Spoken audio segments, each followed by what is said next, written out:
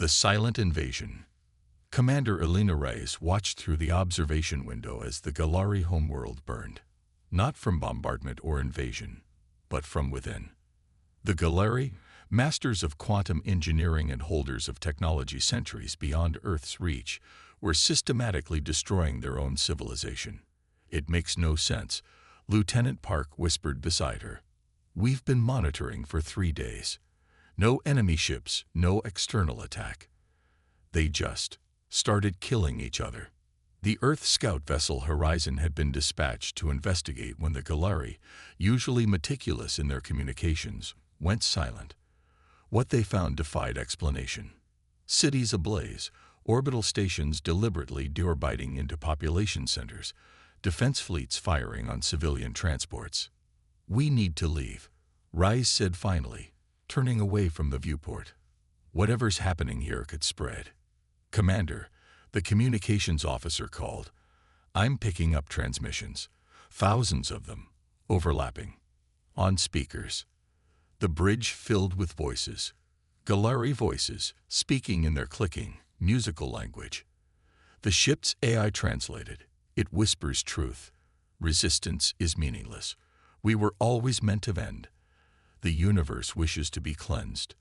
The voices repeated similar phrases, a cacophony of despair and nihilism. "Cut it," Reyes ordered, her stomach tight. She'd seen war, piracy, even genocide in her 15 years of service. But this was different. This was something else entirely. "Navigation, plot a course back to Earth. Maximum speed.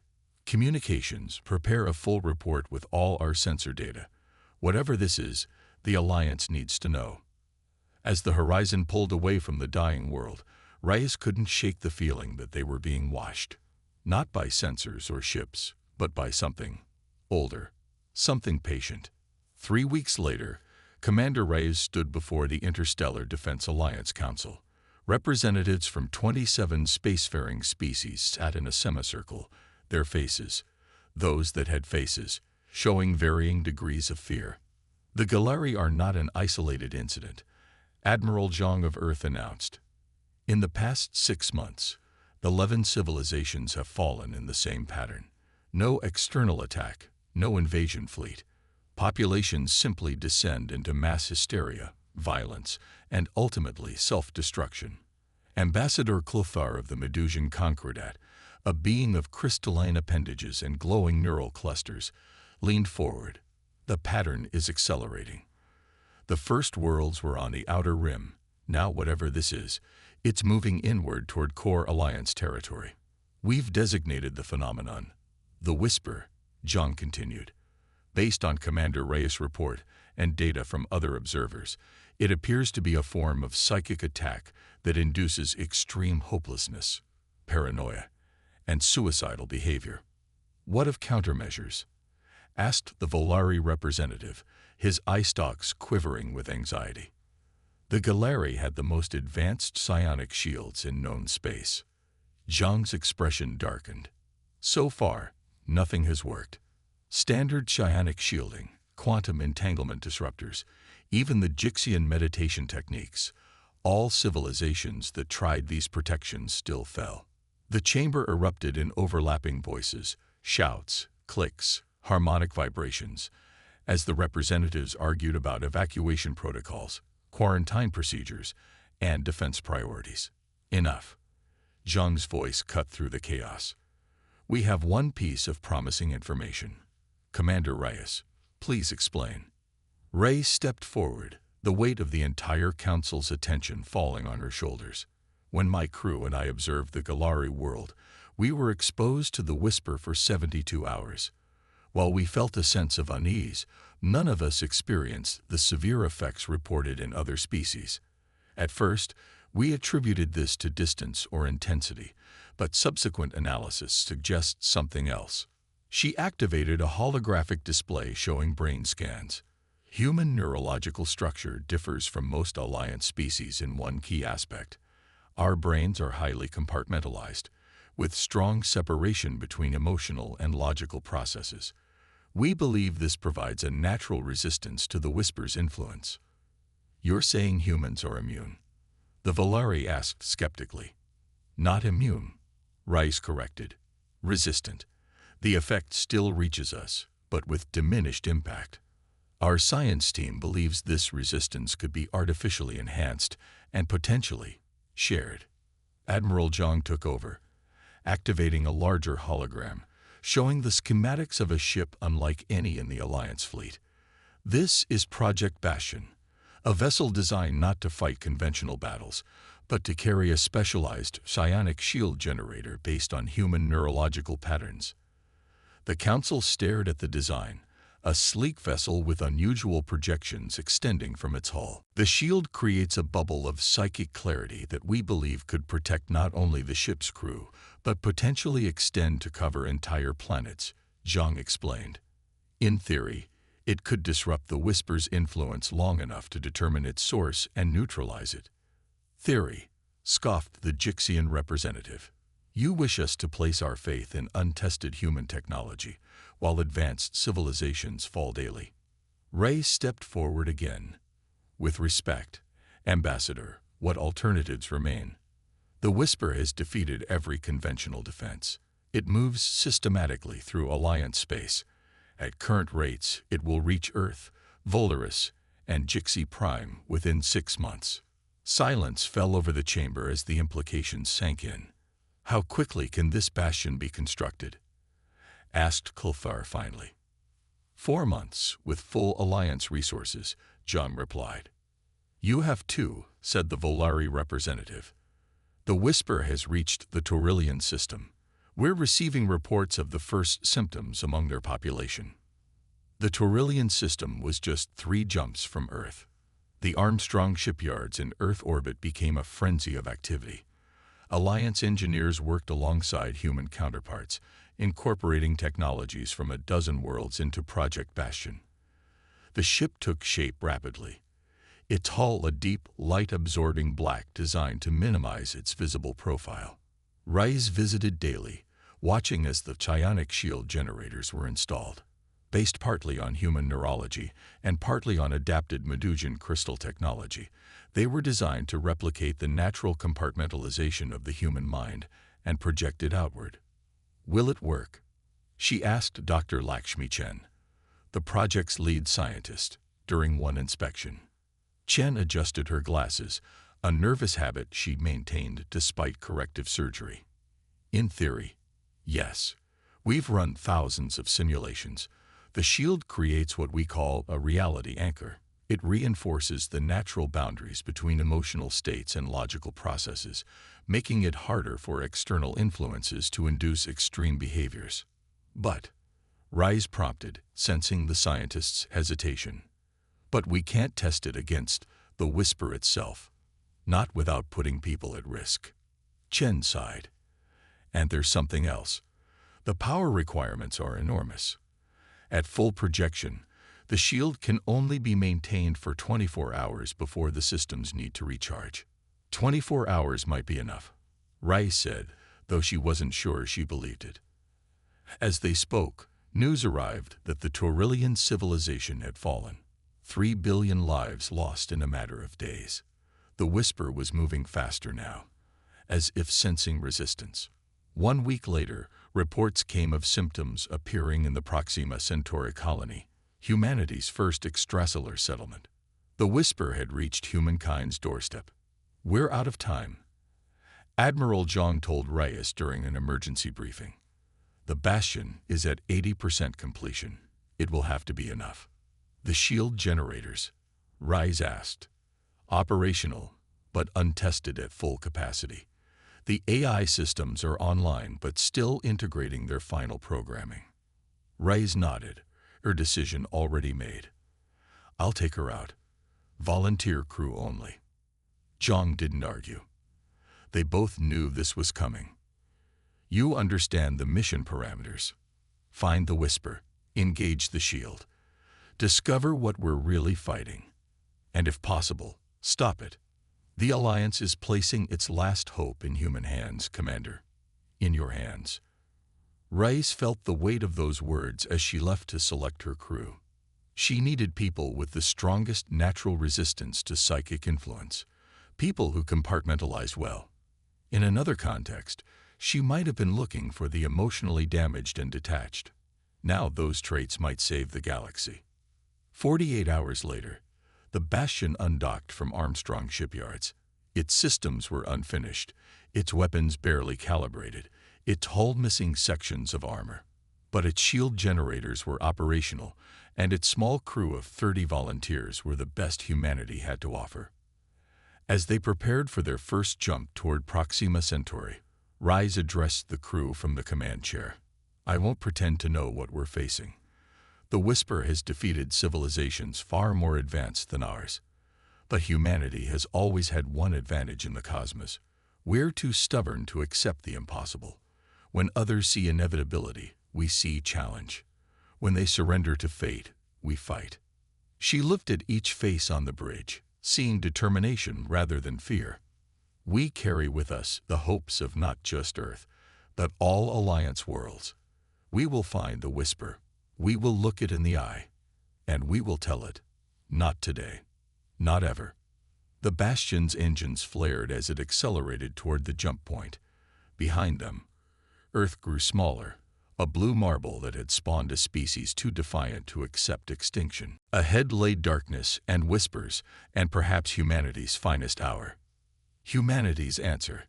The Bastion emerged from jump space at the edge of the Proxima Centauri system.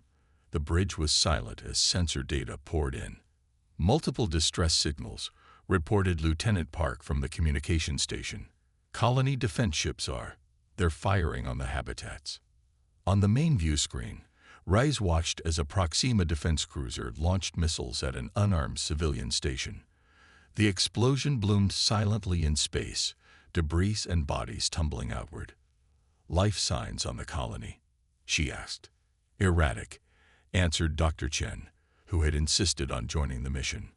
"Population centers show unusual movement patterns. They're gathering in central locations, then violence erupts." Rise made her decision. "Take us in. Prepare to activate the shield at maximum projection." The Bastion accelerated toward Proxima, the Earth-like world that housed the main human settlement. As they approached, the communications officer reported an incoming transmission. "It's Governor Chen's authorization code, but on screen," Rise ordered. The image that appeared showed the colony's governor, her face gaunt, eyes wild. Behind her, colonists moved like sleepwalkers, some clutching improvised weapons. "Don't come closer," the governor said, her voice flat. "It speaks truth. We see now. Existence is a mistake to be corrected. Intelligence is a cancer in the cosmos. It whispers, and we understand." "Cut transmission," Rise commanded. "Prepare the shield." Dr. Chen looked up from her console, face pale. "Commander, I'm detecting unusual neural activity among the crew. Subtle, but present. The Whisper is reaching us." Rise felt it too, a strange heaviness, a whisper at the edge of consciousness, suggesting that perhaps resistance truly was futile. That oblivion might be peaceful. "Activate the shield. Now." The Bastion shuddered as the psionic generators powered up. A visible ripple spread outward from the ship, not light, exactly, but a distortion in perception. The effect was immediate. Rise felt her mind clear, the insidious thoughts receding. "Shield functioning at 87% efficiency," reported Chen. "Projection extending to cover the main colony." On the view screen, they watched as colonists stopped their mindless wandering. Some collapsed to their knees. Others looked around in confusion, as if waking from a nightmare. "It's working," Park whispered. The colony defense ships, however, continued their attack. They were too far from the Bastion's shield projection. "We need to expand the shield," Rice said. "Can we increase power?" Chen shook her head. "We're already pushing the systems beyond recommended levels. And Commander, I'm getting unusual readings at the edge of the system. Something's there." Rice ordered the sensors focused on the coordinates Chen provided. The data that returned made little sense, a region of space that seemed to bend light around it, absorbing rather than reflecting, a darkness deeper than the void. The whisper, Rise said quietly. It's not a signal. It's an entity. As if responding to their attention, the darkness began to move, flowing rather than propelling itself, closing the distance to the bastion with uncanny speed. It's becoming aggressive, Chen said. The shield is disrupting its influence. All power to engines, Rise ordered. We need to lead it away from the colony. The bastion accelerated, maintaining its shield bubble around the main colony as long as possible before the distance became too great. The darkness followed, seemingly drawn to the ship that dared to resist its influence. We have its attention, Park said. Now what? Now we learn what it is, Rise replied. Prepare a probe. I want readings from inside that thing. The science team launched a specialized probe directly at the approaching darkness. The data it transmitted lasted only seconds before the connection was lost, but it was enough to confirm Chen's theory. It's not technological, she reported, staring at the readings in disbelief.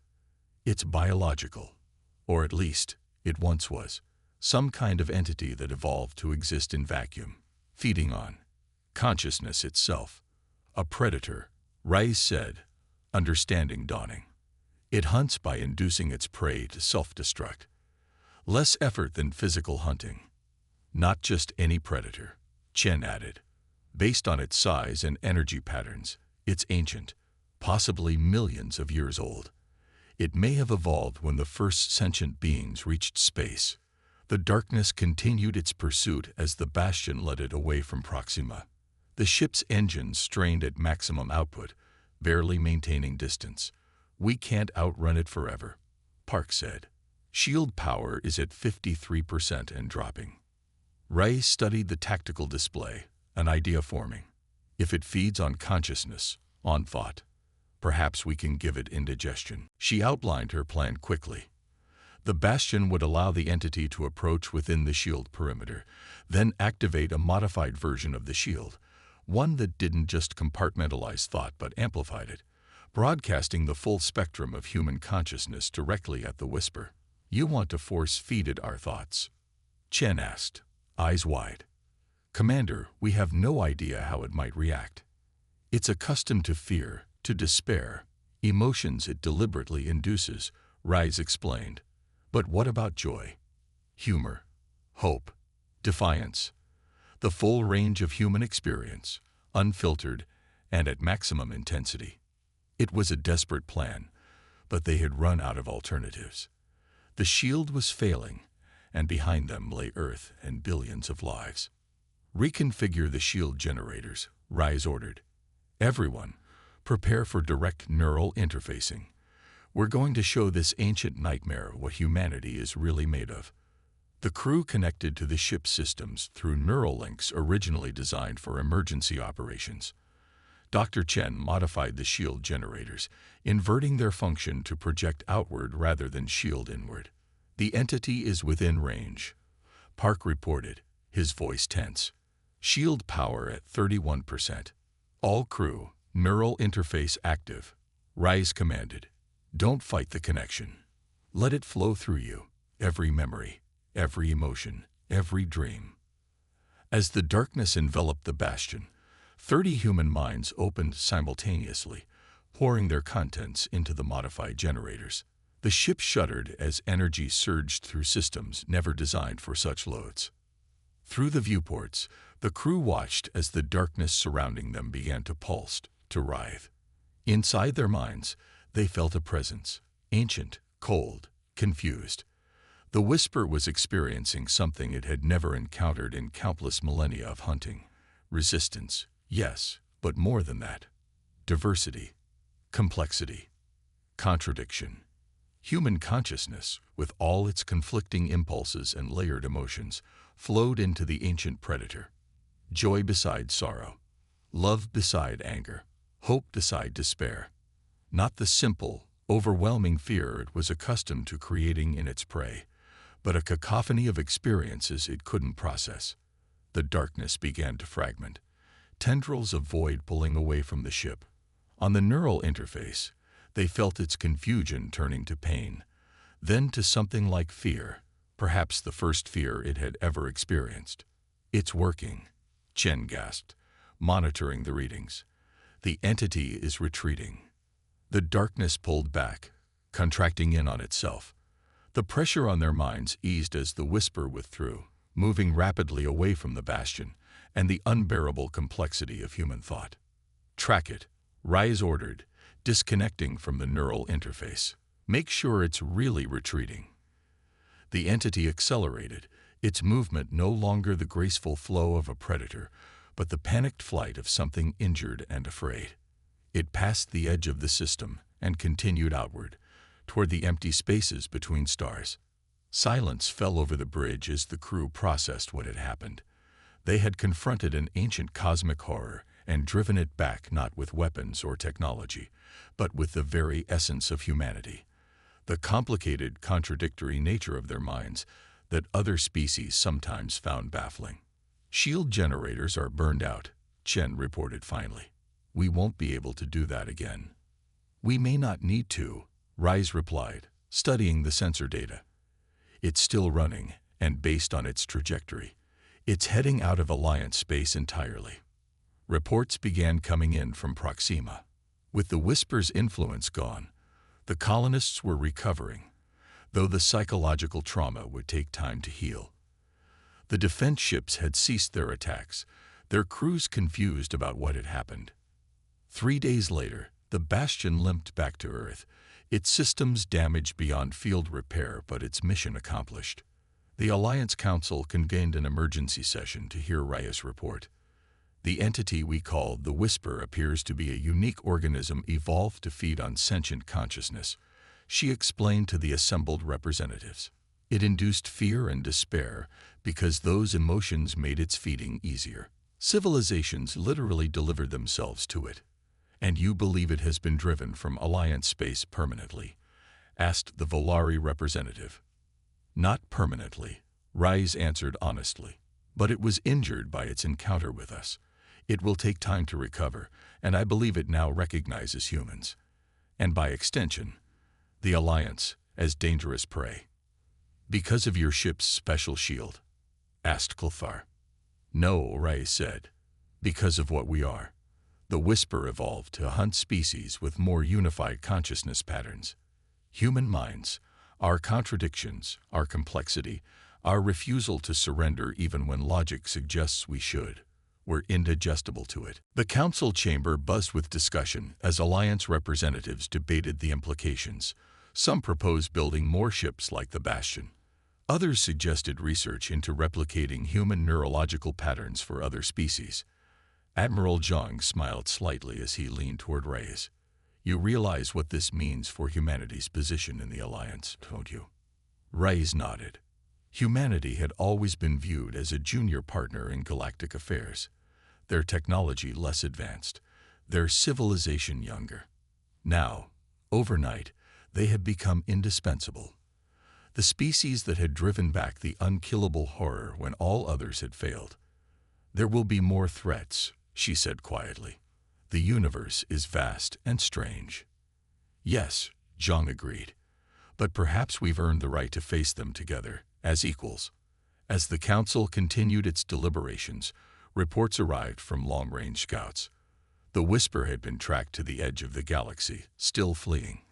For the first time in recorded history, the predator had become prey, hunted not by weapons, but by the unbearable complexity of the human mind. In the years that followed, humanity's approach to cosmic dangers would reshape Alliance strategy. Not always meeting force with force, but sometimes with thought, with contradiction, with the messy, beautiful complexity that made humans unique in the cosmos. The nightmare had ended not with a bang, but with a whisper, and humanity's defiant answer.